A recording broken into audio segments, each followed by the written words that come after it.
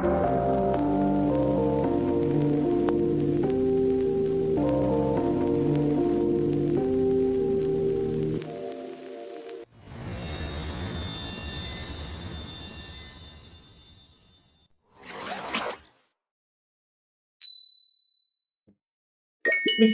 রহমানির রাহিম।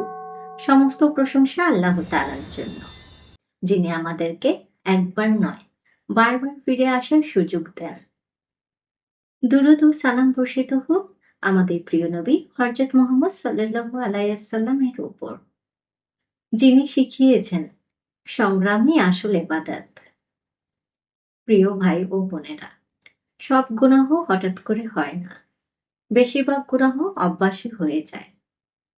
আজ যেটা করতে গিয়ে লজ্জা লাগে, কাল সেটাই সহজ মনে হয়। নফস চায় গুনাহকে স্বাভাবিক বানাতে, কিন্তু আল্লাহ চান আমরা জাগ্রত থাকি। দিনানুর বলে, পুন পুন গুনাহ দেহ এক ধরনের ভার তৈরি করে। মন ঝিমিয়ে পড়ে, নামাজের স্বাদ কমে যায়। গুনাহ ভাঙতে গেলে শুধু ইচ্ছাই যথেষ্ট নয়, পরিবেশ বদলাতে হয়, পথও বদলাতে হয়। আজ নিজেকে প্রশ্ন করুন, আমি কোন গুনাহটা অভ্যাসে পরিণত করেছি? এটা কি একা থাকলে বাড়ে, নাকি মোবাইল, কথা, সঙ্গ এর সাথে জড়িত?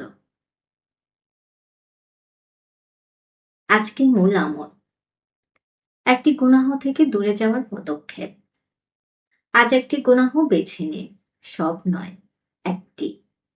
তারপর একটি বাস্তব সিদ্ধান্ত নিন, যে জায়গায় গুনাহ বাড়ে সেখান থেকে সরে আসা, যে সময় হয় সে সময় অন্য আমল ঢোকানো, যে সঙ্গ টানে সে সঙ্গ কমানো। আজ সম্পূর্ণ ছেড়ে না পারলেও এক ধাপ দূরে যাওয়াই জয়।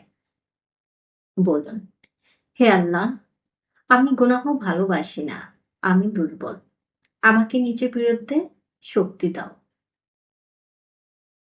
প্রিয় ভাই ও বোনেরা, আল্লাহ ফল চান না, তিনি চেষ্টা দেখেন। মাগফিরাতে এই দিনে আসুন, আমরা গুনাহের সাথে আপোষ না করে সংগ্রাম শুরু করি। আল্লাহ আমাদের অভ্যাস ভাঙায় তৌফিক দিন, আর আমাদের সংগ্রাম কবুল করুন। আমিন।